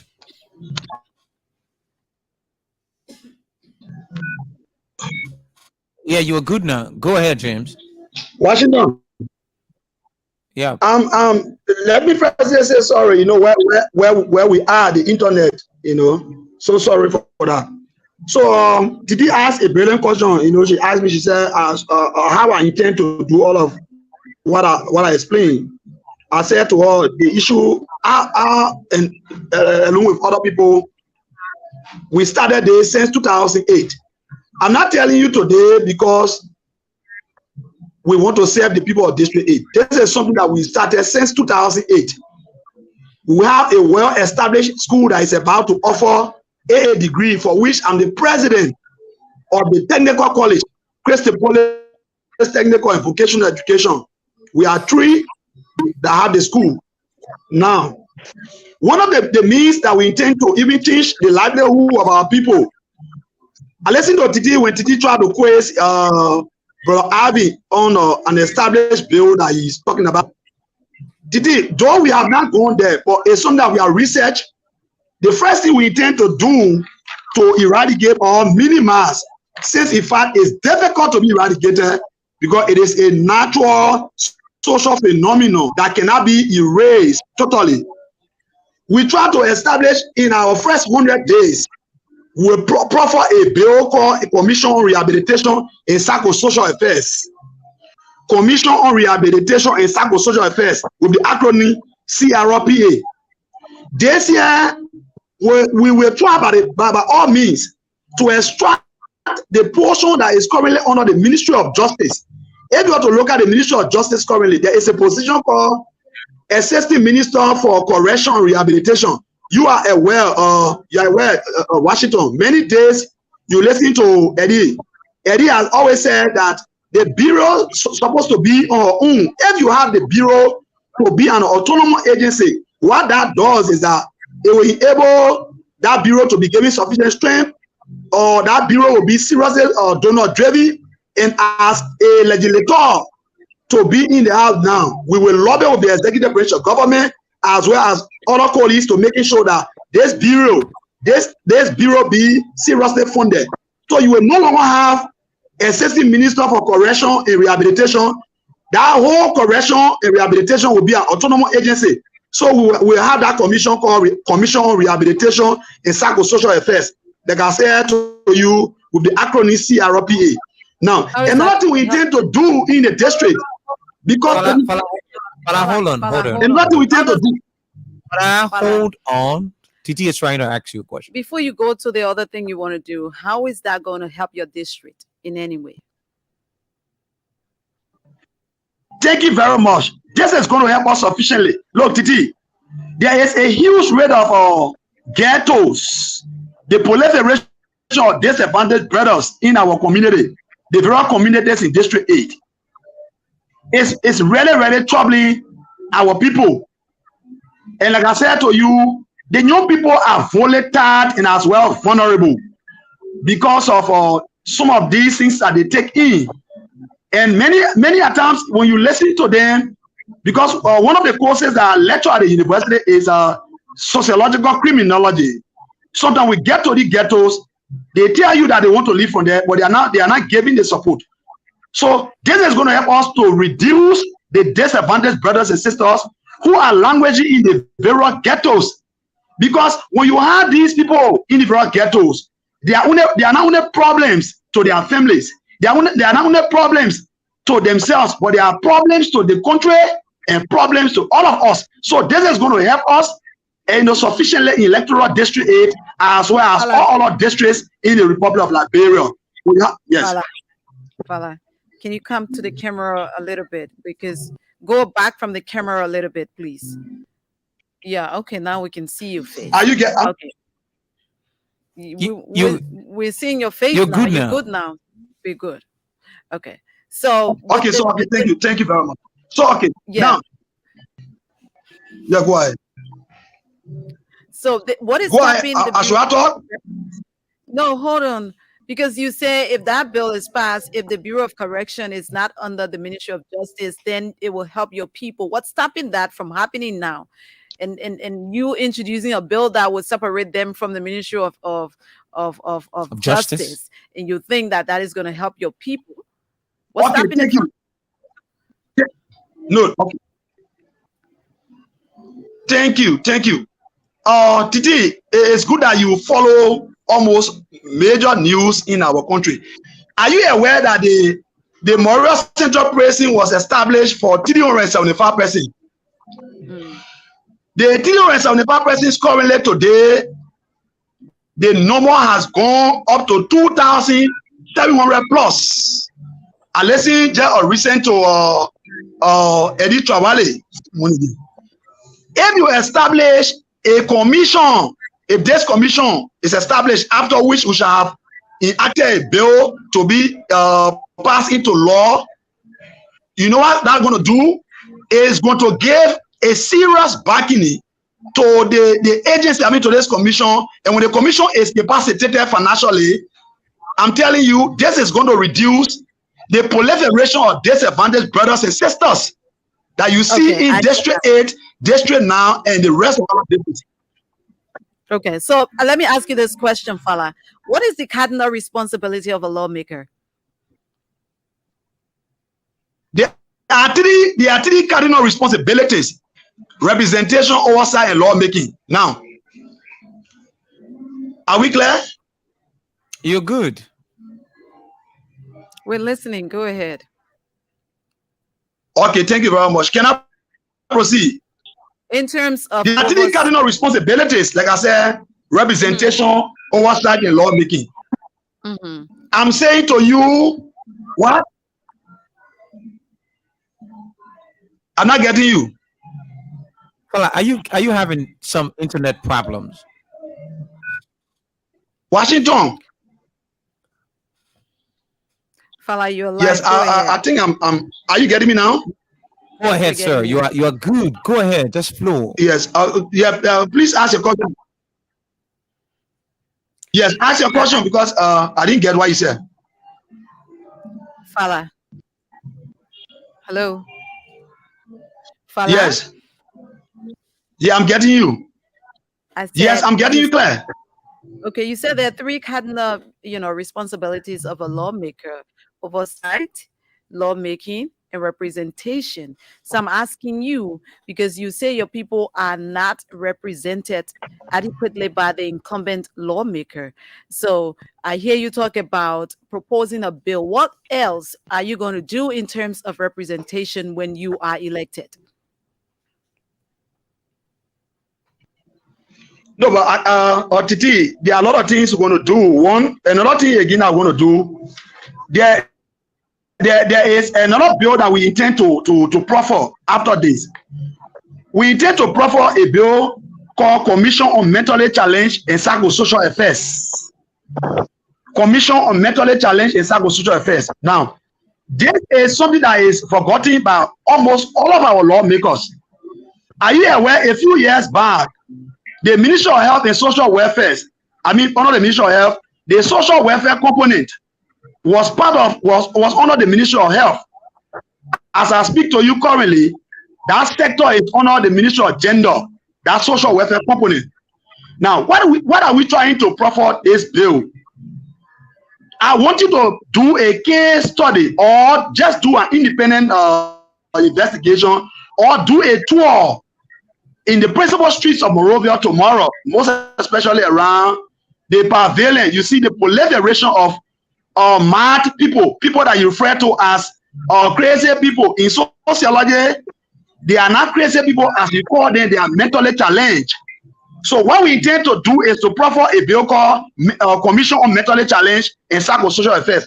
This is going to help the country in general as well as District 8 for our young people that you see in the various streets because of some domestic depressions that they are faced with. Some of them because of depressions, they are in the principal streets of Monrovia. Some of them they are faced with contagious diseases. And because we do not have a commission to making sure that these people be isolated from the ordinary people where they will be giving serious treatments, they are now parading in the various streets, just as you see normal people passing. So this is going to be our second bill upon our election in the first 100 days. Okay. I like the way you're going to be proffering a lot of bills, but you're representing a specific group of people, and those people, the interests of those people should be to your heart. Mm-hmm. When you started talking, you talk about the district, this integration in the district. You talked about the DDC in disarray. You talk about, lack of district office, the district languaging in water. I don't hear you talk about that now and how you're going to solve that problem, but you're talking about solving a national problem instead of a district problem. Am I missing something here? No, but Titi, I think you are missing something. Before even reaching to these bills, I said to you, the first thing we're going to do is to have a well-structured leadership constituting the District Development Council. When you shall have constituted a well-structured or well-formulated structure called the DDCC that is fragmented or disintegrated currently, then you try to have a district office. If you have a district office, what you do, you work in line with the very constituted leadership across the 22 communities. Okay. These people are not going to be omitted from our plans. They are going to be part of our plans. But as a leader, it's always necessary to have something on your board to take it to the people. The people themselves, they have other things to write. They have other things to be brought. But as a leader, you cannot just go vulnerably. You have to get something. Because now, I have been living in the district for a very long time. So with all of what we intend to do, we intend to do it in line with our people. Well, then that cannot be done if you do not formulate a well-structured leadership. I agree with you. I totally agree with you. But how are you going to solve the district languaging in water problem, and then how are you going to solve the sanitation problem is what I'm interested in. Thank you very much. Thank you very much. Now, thank you very much. I was listening to some things when Washington cut me off from the beginning of my my introduction. Now, if you look at currently the flooding situation that we have in our area, when I talk about sanitation, we're going to work along with our colleagues at the Capitol Building. For this, we don't intend to proffer bill because the disaster management is already there. What they normally complain of is that they normally say that they do not have much money. And everything about that is axiomatic because you cannot see the leadership of the disaster, authority crying regularly for money, and you say, no, you guys are lying, you guys have money. So what we're going to do, OTT, we're going to lobby with our colleagues in the house for the disaster management and all other entities that are responsible to manage the issue of flooding be addressed. Our people in Busia Quarter, our people in somewhere in these strong communities that allow, the drainage must be felt, practically at the level of the disaster management. Because the disaster management, one major reason for which she's not addressing most of the flooding situations, she has always complained that no money. So what we're going to do, that's why today we have an institution called the National Aspiring Council, for which I'm the executive director. We are lobbying, we're campaigning for members. We currently have 68 members, and all of us, almost 30 persons will win. We do not want to go there, then we're talking about other things, then it'll be difficult to pass because we're feeling the pinch. I live in only one community. I'm not like somebody who just from the state. So we're going to lobby for these entities, for these entities to be well funded, for our people to feel the economic dividends, so that at least they cannot be languishing in water. But we're going to be the more peace daily, as I am doing currently. Okay, Father, thank you so much. You are going to lobby. You have a group already. You're the president, and all of the aspirants have one group now. You're the president for them, and over 30 of you are going to get elected. The other 30 will not get elected, right? He said 65. I think. They're over 65. He said so the other 35 will not get elected. Anyway, that's fine. That's a good thing that you have a positive mindset. I'm going to leave you guys at that now. Let me open up the lines because we'll come back to you to ask you a few more questions. For the people who are listening, especially the people in district number 8, you have 2 of the aspirants who want to be your leaders. You listen to them this evening. If you have any question for any of them, it's your time. We give you 10 minutes to call in, and then we come back to them. With these aspirants in district number 8. So if you're in district number 8, call us on 088-0514-096, and you'll be live on Open Conversation, and let's talk about the issue. Hello. Good evening, Titi. Good evening. Thank you. This is Ayuba Soiree, an aspirant in District 13. Let's hear you, sir. I talk to my 2 colleagues, and I'd like to say thanks to all of them, mostly from my brother James Fowler. So I have specific interest in the issue that has to do with youth development. I mean, I listen to their ideas in relation to youth development, but again, we cannot develop the mind or mental capacity of our young people when the issue of drugs and substance abuse is of major challenge in our country. What specific mentor are they planning to use in regards to at least minimizing the growing wave of ghettos all across the country, mostly in our district, as small as District 13 is, we have close to 115 ghettos. I'm sure that is a similar situation in District 8.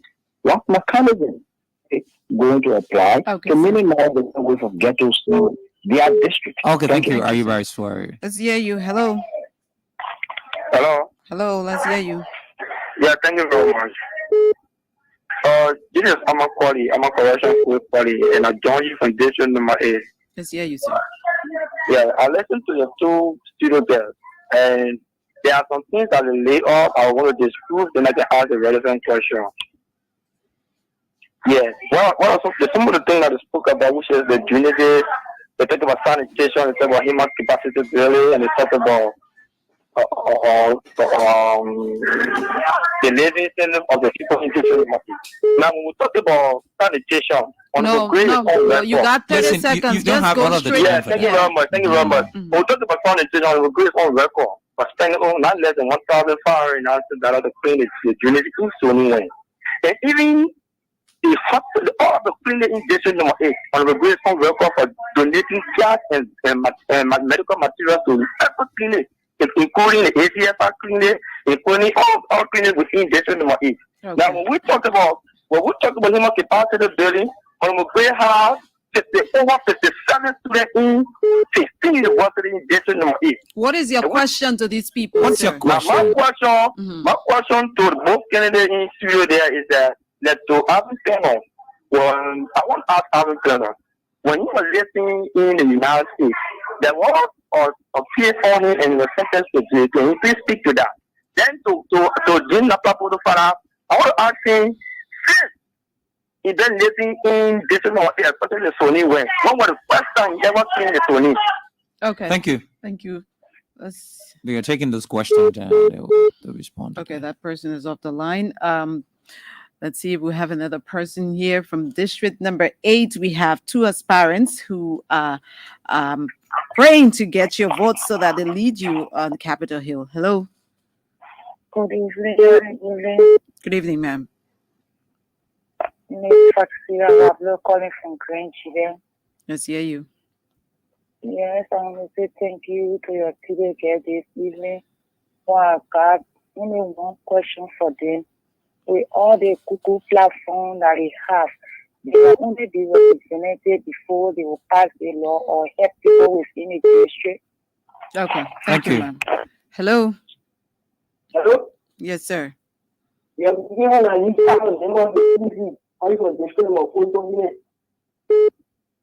You take your time to talk, please. Go ahead. Go ahead. I don't want to speak to the thank you. I know definitely I'm going to say you know too much the definitely I'm going to say no just too much the getting against the getting the school so I don't know Thank you. Hello. Okay. Hello. Yes, sir. Yeah. Good evening, good evening, Washington. Good evening. Yeah, my name is question number 8. Let's hear you, sir. Go ahead. Okay, thank you very much. For concern,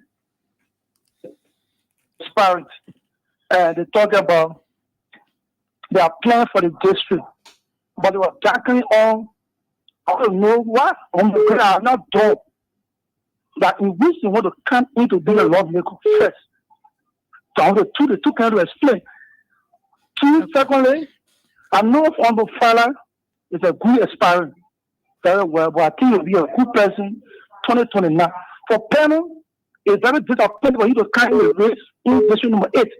Because you know what they say, the child that you see line is a child play. So panel was accused of multiple issues. You will speak to that.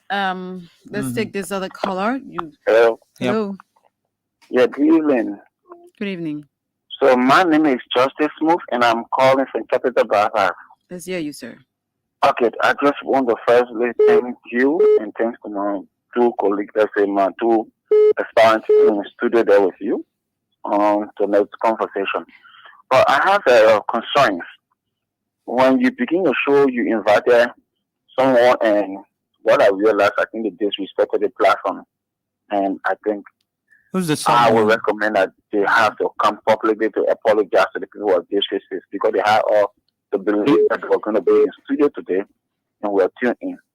And we have not gotten anywhere. They started to let us down now. I don't think this is necessary. Yeah. Okay. Just the platform. Thank you. Hello. Hello. Yes, sir. You're live. Please go ahead. Okay, I'm Ulay Johnson. I call from district number 8. Let's hear you. It's good to be on the radio today. You know, I listened to the 2 aspiring students. All of it is it's not just only as a lawmaker, but it's a blessing that he has come across. When it comes to the issue of education, for example, I hope the aspirant knows that there is a man who go to school in Sony One school. And he did not mean it in his name, but basically, that's just education. When it comes to the issue of when it comes to the number of students that benefited, we got over 300 students for the last years from 2012 to present who have benefited from the honorable educational drive. We clean the Sony every year, sometimes in connection with the Ministry of Public Works. So the things to talk about, these are things we have done, honor our humanitarian gesture. But I wanted to look at the issue of lawmaking, representation, oversight. I thought these are some of the things that we're going to talk about because look at famous national and famous university. Let's talk about that. We can Okay, sir. to talk about that on the show. So I hope you have the opportunity again to kind of thing. Hello. Hello. Yes, sir. Yeah, I got one question for the two. What's your name and where you call from? My name is Emmett. I call for the Sun Martini.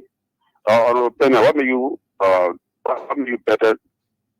What made you better than the colleague with you? And what made your colleague? The question will go to the colleague. What made you better than on Penna? Okay, I thank want you. to take what is this? Okay, thank you. Hello. Good evening. Good evening. Thank you so much. This is Pastor from District 6. There's a quotation that says, a man is measured by what he does and not what he sees. I may not be in district number 8, but I think we've been able to follow the politics there, especially with Honorable Gray. In terms of development, like I say, I'm not there, but I've also been able to hear some good things. But when it comes to the parliament, in terms of bill submission, I've read something substantive about Honorable Gray. I think he's been outstanding, and legislatively, the way he engages issues, and being able to, maneuver his way, I think he's accredited by that by all of us. And so, let him tell us, as he want to unseat Honorable Gray, how he intend to convince his colleague, because it's one thing, not just to say, I will do this, I will do that, but you must be able to have the lobbyistic power. How you say you're going to do that? And follow more what has been done personally for district number 8, that which when we allow him to win, he's going to also do what he decides to undergo. That's what I thought to ask this evening. Thank you so much. All right. Okay, thank you for your question this evening. I think we're going to leave the calls at that, and then we come back to you to address some of the concerns of those who called. We'll give you 2 minutes each to do that, and then I have a question each for you people before we round up the show. So any one of you can start. If not, I will ask Mr. Pennon to start. Yeah, Mr. Avon Pennon, can you start up? Okay. No, James, not you, Avon Pennon. Yeah, thanks to your thoughts of the districts and thank Liberians that well and ask the question getting of their fellow citizens. I think we will make sure that bring forth the necessary change. We do different. I'm hearing an echo, so it's kind of affecting I think it's coming what from I have you. to say. So We're hearing you. We're Go hearing ahead, you good, sir. yeah, but hello? We're hearing you, good. sir. There was a question. I'm hearing There was a question from one other aspirant from district number 13 who wanted to know your plan on how to where you get young people out of those who are in drugs. What is the plan? What plan do you have if you were a lawmaker tomorrow? What is the plan to get them out of the streets?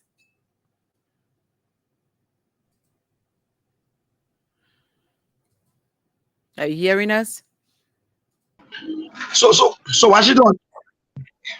Okay, go ahead. You can answer that question, Fala. Okay, James, go ahead.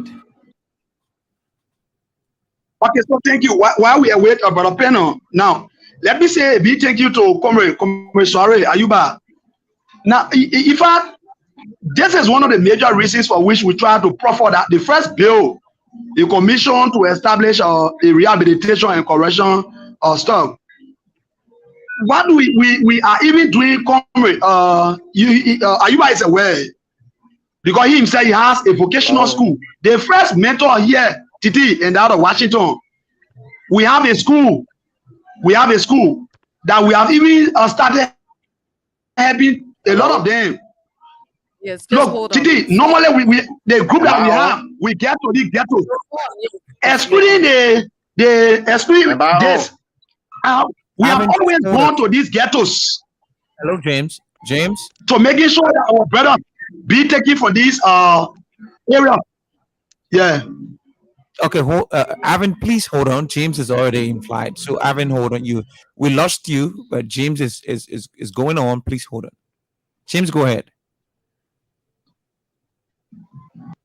So I'm saying the first thing we have started. I mean, this thing started since 2008. I am a resident of Soniwen community. We have always gone to these ghettos. We have always gone there and encouraged our young brothers. That's why when I went to ABC Radio, I lashed at my biggest sister in Abono, because she's one of those who normally comes in the communities. When she comes, instead of her talking to these people for them to be educated at these various vocational educational centers, normally what she does, she distributes money. She gives them money, and that is not the real solution to rehabilitate them. So I have always said to Setrina Bono, isn't it necessary that those people be encouraged so as to attend the MBTC, to attend some of these vocational schools around? If they are encouraged, I want to believe strongly, you will have a reduction in the proliferation of disadvantaged brothers. Sir, can we have a conversation? Fala, it's not about what thing that Bondo is doing with the disadvantaged youth. It's about what you're going to do when you're elected to make sure that they're off the street. Now, I understand that according to you, you're going to them to encourage them. So when you're a lawmaker, your strategy is to always continuously go to the ghetto, right? To encourage them to go to school, right? Okay, let's go to Today, didn't you? Okay. No, I can't. No. I think today is getting me. She's not getting me right. I'm getting you right. You said first thing I said to you, it's a commission. You're gonna, yeah. That is. I told you about an aspect of the bill. If that bill is passed, that is okay. So when you have the bill, okay, thank you. And if that is not passed into, so that's one of the major. Because the government is not anything that passes. Government should be able to support. I'm not pessimistic. I'm very optimistic on what I say. It's easier to talk. How? That's why we say we lobby. Where the government is going to get the money from? Where do you but think? Today I told you we're going to lobby. We're going to lobby. Titi, we have skills on lobbying. We'll lobby with national, international partners to making sure that this bureau be fully funded. That's going to be done. Instead of lawmakers, as we see currently, distributing colossal amount, we're going to lobby with police. We're going to lobby with police at the capital building there where the commission will be fully funded for our people to be taken from these ghettos where they will be transformed instead of lawmakers putting colossal amounts in their pockets while young people continue to be disarranged in the various ghettos. We're gonna lobby with police to make sure that be done. Thank you. Okay, Fala, thank you. Okay, let's bring Mr. Pena on. Yeah, I'm back. Sorry for the interruption, calls or coming. But as the people say, what can we do different than Mr. Great? There is time for everything, and there was a question posed about the ethical responsibility, which is the scope of work, and you call it a cardinal responsibility. When one must make law, they must embody the will of the people. We channel that through the form of policy and add it through law so that it can benefit the people at large. Then the people know that that person is taking their ideas into consideration. When it comes to the oversight aspect, all those bureaucrats that do work on behalf of the executive, they should be properly supervised to make sure that the needs of the people are properly provided for. Then when it comes to representation, the collectivism of the ideas and the functionary of the people and the office of the representative, including the government at large, it should affect the people so that the people can see the impact. That said, I think one of the aspirant from one of those districts asks what we want to do when it comes to those deprived youth. I have them heavily on my list. I'm using them as an agent of change. Some of them I've employed in my office. Some of them I make them my personal security. So instead of them using their energy and time to go and start stealing people things and all these kind of things. I employ them so that they can be of essence to be able to protect the environment and keep the environment safe.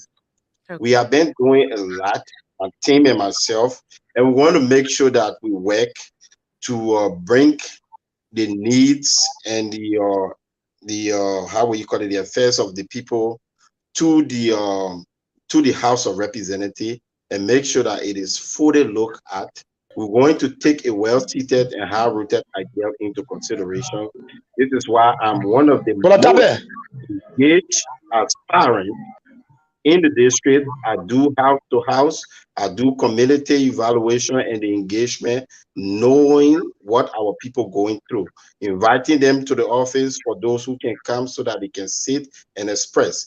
Before I leave, a girl came last night, not last night, but yesterday at the office, expressing how much change she wants, ranging from the deprived youth to the ill representations of the current lawmaker, and to her hope that she yearned to be an international entrepreneur. But because our society, the system does not forecast the atmosphere of opportunity, she has resorted into widow market and street selling. These people need hope. I think they need someone who has the know-how, who has the experience, and who has the heart of the people to be able to effect positive change. These are things that we have been doing over the years, and we are capable and competent of doing. My colleagues and myself, my team, both internationally and locally, are waiting to effect change in District 8 and Liberia at large. And I'm one of the persons, even though you guys did not act of our capability and wide range of implementation into this country. There's still more time that we are still organizing for districts. Hello, Mr. But I only spoke, I think once when the gentleman came back, you're giving, I think, almost 10 minutes for him to speak all that he has to speak, and you're giving only 2-3 minutes. I didn't even speak for my 4-6 minutes. So I think that we need more time to engage the issue so that the people can know what's up. Please listen, she's speaking. Okay, so I'm going to ask you a question now. And I want you to address this question. You have more time to talk. There are reports that you were sentenced to 21 months in federal prison and passing altered U.S. currency onto 2. And you also took money from another man that is in the tune of $5,000 in black money. How true is this? Can you address yourself to that? In the book of John, and he was crying and weeping and said that there was no one that could interpret the scroll. And he said, the voice of the angel said, come up here so I can show you what is up there. What it means that there's a point of view to everything. I'm one of the librarians who is capable of locking 100 librarians up within a day if I want to pay what I want to do when it comes to expert testifications in any jurisdictions that exist within the place. I'm not allowed to show my edge. I'm coming to the issue. I want to clarify things because before people address things, they must be fully informed. It's just not just because they see what on page 1 and has no clue as to what went on and how it went on and for which purpose it went on. So that's where I'm coming from to address the issues. So some of them, they are not informed, including the Gray himself, who is spraying out ignorant all over the place. So coming back to the questions, I'm one of the person who I said is capable of doing what I just mentioned, but I'm not allowed to show my edge. In training, the ability to withhold information is also of essence. I'm one of the person with the sentencing they talk about. I was able to meet the blue wire, the blue cable, the bridge builder. I was able to meet intelligence that control sub-Saharan Africa, the how we call it, the Caribbeans. I was also able to meet bodyguard to Hassad, father, bodyguard to the late President Jerry John Rawlings' mother, and the list goes on. And people of essence that runs the globe. So they don't have a clue. When the system wants to sit down, there are a lot of ways you will sit down. So now what is on page 1 is different. When Akaros Gray wants to take on this conversation, I told him I will educate him. He do not have to go through other medium to ask dumb questions. So he can come and engage me on any of the platform. And I will Sir, school can you him answer the those question? who are not fully informed. You keep But what is- circumnavigating. Yeah, what is the issue here? So I want you to address the question that I asked you. You're talking about Your question was addressed. Your question, the answer was addressed, but you didn't get the answer. You want to hear what you want to hear. So the issue is now from the understanding of just page 1, there's a presumptive, conclusive evidence, which of course there was a trial, and I went to trial with the federal government. I took them to trial, and there was a guilty verdict, and there was a sentence, which of course that's what they're going up. What happens to that? What was the purpose behind that? Those were where I was naming over to you. Like I say, I'm not allowed to show the sharp edge. We can have the full time wherein I can come and explain all of these things so that the nation can understand that. you have the time now, sir. It has to be a time, it has to be a proper time wherein we can unfold and make sure that the people Are you understand. sentenced Did, or did not? you go to jail? I just told you that I went to trial, there was a guilty verdict and there was a sentence. Okay, Oh, so okay. you went to jail for how long? There was a sentence and there was a 21-month sentence because I took the federal government to trial. And when did that happen? But those are informations that you're supposed to know as a journalist, so you can be fully abreast of the information. Before I answer the questions, one thing I said that I say it takes what it calls the sense of esoteric. You must be fully informed about the issues so you can be fully discussed. There are reports that you were sentenced to 21 months in federal prison. That's why I asked, because there's this report, and I want you to address yourself to that because you want to represent the people. Mhm. And this is something that is coming up on you. What about the issue that you transferred, or you made somebody to transfer 5,000 from their account to your account, which people say it's a black money scheme? Is it also true? Yeah, that's what I said. If you were listening keenly, I said you have to be esoteric. You have to be fully informed. Now, what you're telling me here is from your information standpoint, you got an information that there was a $5,000 that was transferred from one account to another account. That's not the story. The story was there was a person who was induced that they took money from one state to another state, from Massachusetts to Boston. So that what it did was that's a federal or interstate transaction. So once it leaves one state to another state, it becomes federal. So now, before you engage me on this issue, you yourself need to be fully informed. You cannot ask me something that you have no clue of. That's what I said, that you have to be fully abreast. Then we can go through the discussion so that I can unfold the actual happening. Mr. Penner, I think you got it wrong. Our question, our concern here having you on this platform was to talk about what you bring to the table. A caller called in and he provided this information that has a dent on your character. So the burden of proof now rests on your shoulders, to provide the evidence and to tell the people that you have a clean character that you're bringing to the public so that the public can trust their district leadership with you. And you're telling us to go and study everything about you before we talk about it. I don't think You've been fair to the No, people. Mr. Washington, you're not getting what I said. When your co-host asked her, what she said was there is some information that there was a 5,000 money transfer from one account to another. So that means that she is misinformed in the first place. That's where I came in to say that. Inform Titi. That's your job, to inform the people. What happened? No, but in order for me to actually unleash what you actually needs to hear, you yourself as a journalist, that was not a cold discussion. And what I just did was I gave you a complete overview as to what happened, how it happened. So, and I I'm also sitting here and tell you that we need a full time wherein I can come in to discuss it. Now, we said that this interview was going to take from 8 o'clock to 10 o'clock. Now it's already 10 o'clock. So we're working here within schedule. So I am working with exactly what the times provide. Okay, no problem. It's okay. It's already clear that you. I'm always open. Listen now, let me clarify this. I'm open to this conversation. I will want you guys to invite me wherein you guys can fully engage me on the issues, and the whole public and the nations can listen in and ask the questions.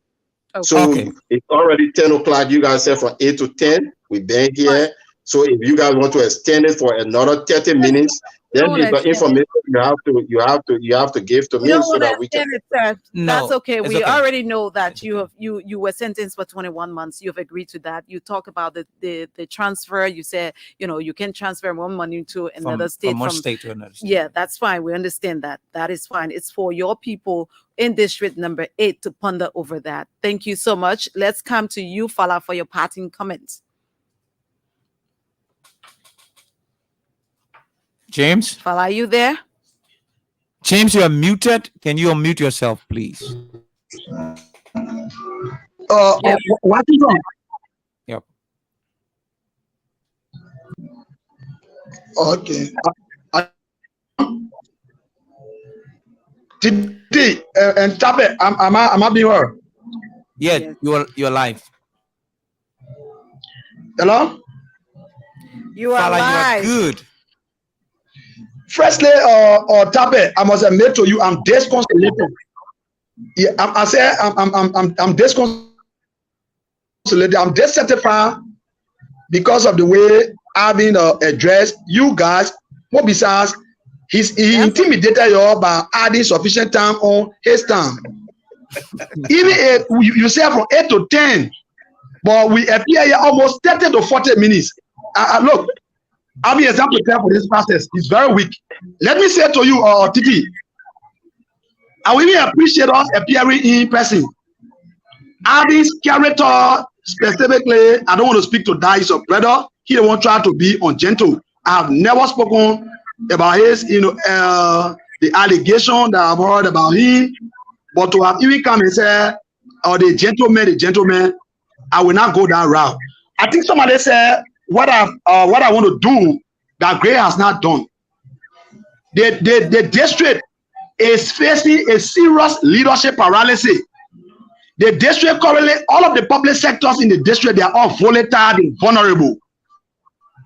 To look at the oversight responsibility of the lawmaker, he has failed over the years since almost twice to making sure that the Saudi went cleaning.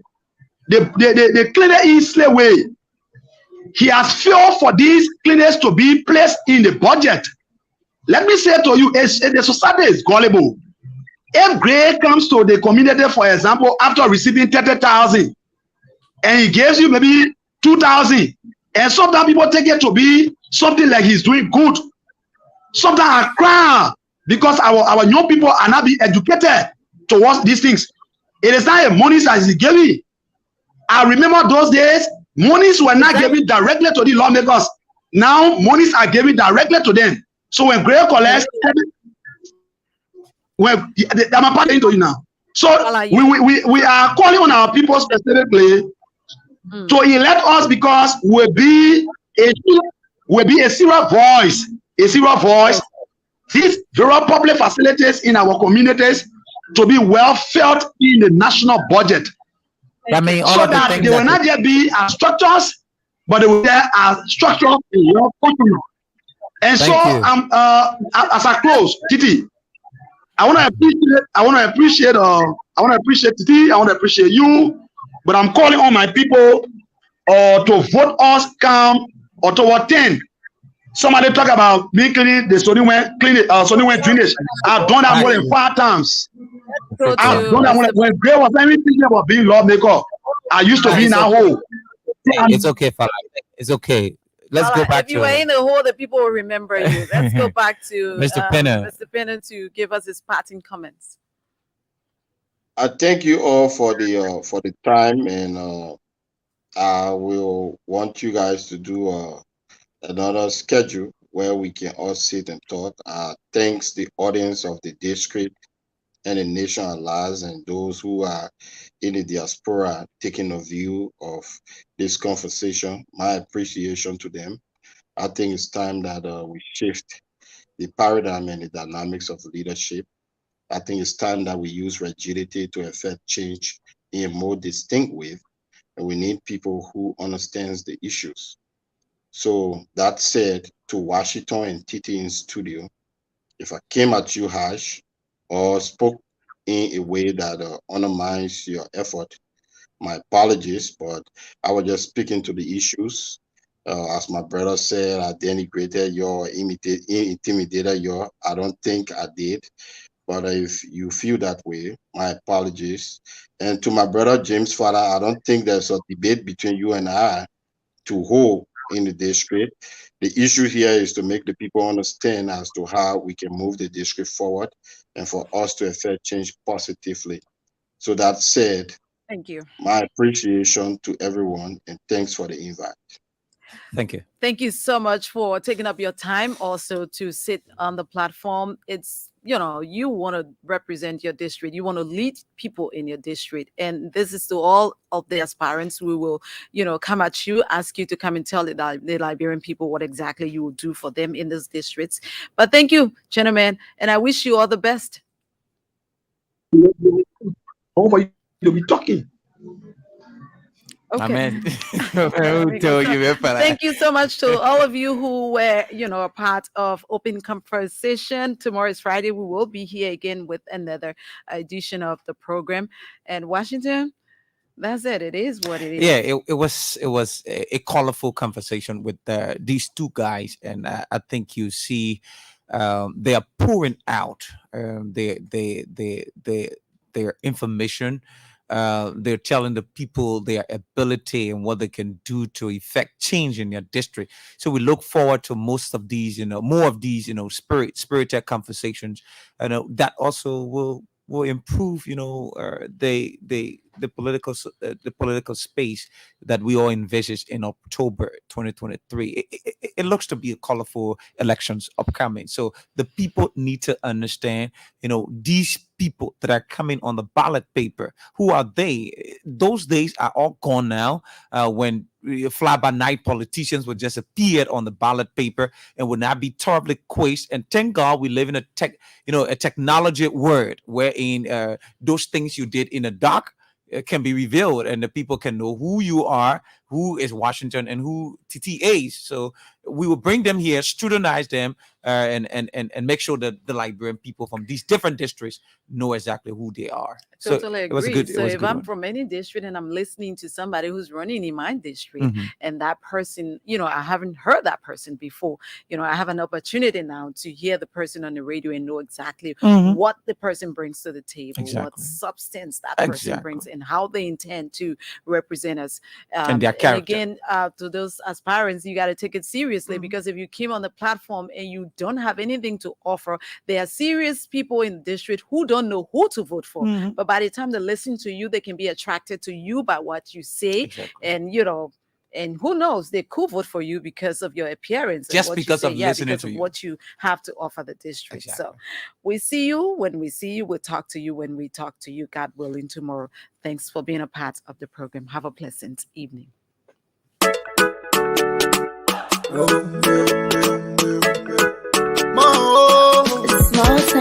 From the east to the west, north to the south, let's come together. I know. They say you're not there, we stand, the battle we fight. If we not celebrate, we do it for you. While you forget it, you from Lower County, you from Maryland. While you from Rewa Cess, I'm about that way on your river, I'm up on the fine way.